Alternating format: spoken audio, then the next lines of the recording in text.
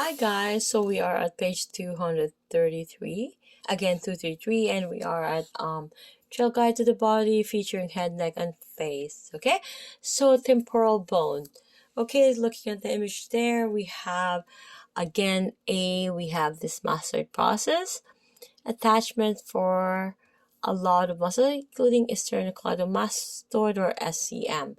And we have the styloid process, and of course the zygomatic arch here.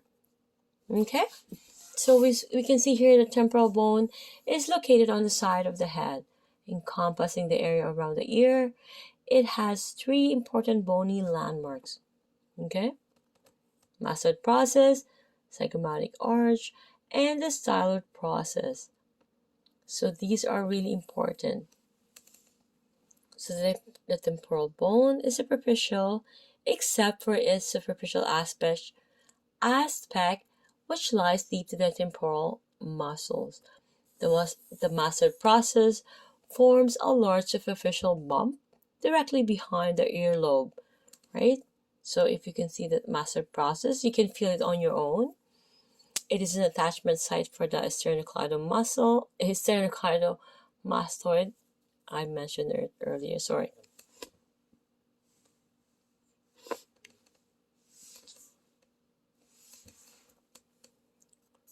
Sorry about that. So and of course other muscles, right? I was trying to recall, but I can't recall other muscles. I couldn't just instant.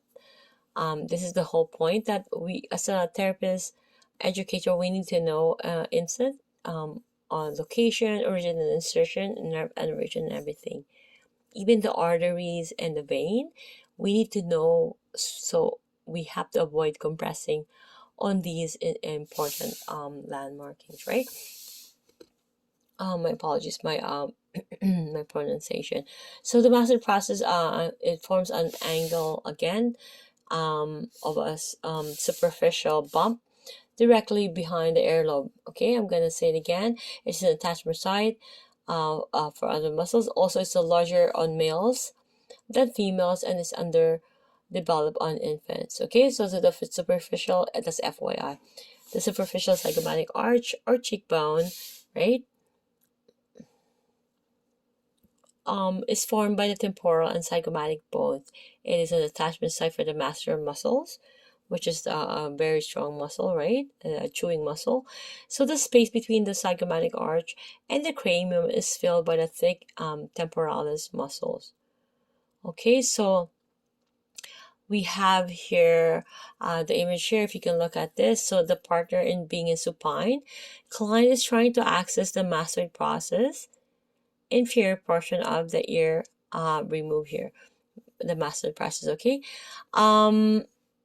I'm going to read this area here. The styloid process of the temporal bone is fragile and is deep to the facial nerve.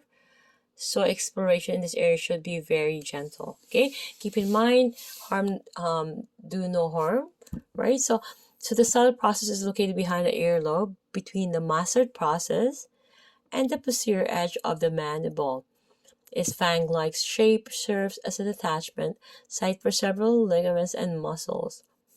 The styloid process is deep to overlying muscles and tissues and is not directly palpable. However, its location can be accessed. Okay, so it's really accessible.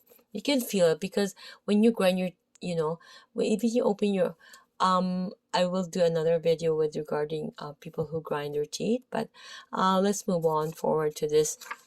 Oops, sorry, my apologies there. Thank you for understanding. So keep in mind here the image here. Sorry here. So how your client being in supine, locate the mastoid process by placing your finger behind the earlobe. So you're going to sculpt around its edges, exploring its entire surface. Okay, so we're going to explore the zygomatic arch by placing your finger anterior to the ear canal.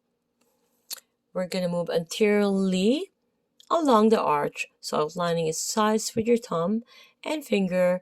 We're going to, as you can see here, right, we're going to follow it anteriorly, right, as it merges with the orbit of the eye. See, this is the temporalis, this is the masseter. Parting in supine, palpating the zygomatic arch. Okay, so you're gonna ask yourself this question: when palpating the muscle, are you behind the earlobe? Is the bone you feel around and superficial? Can you palpate posteriorly until the superficial nuchal line of the occiput? Does the ridge of the zygomatic arch run horizontally? Is it level with the ear canal? I'll see you guys in the next video.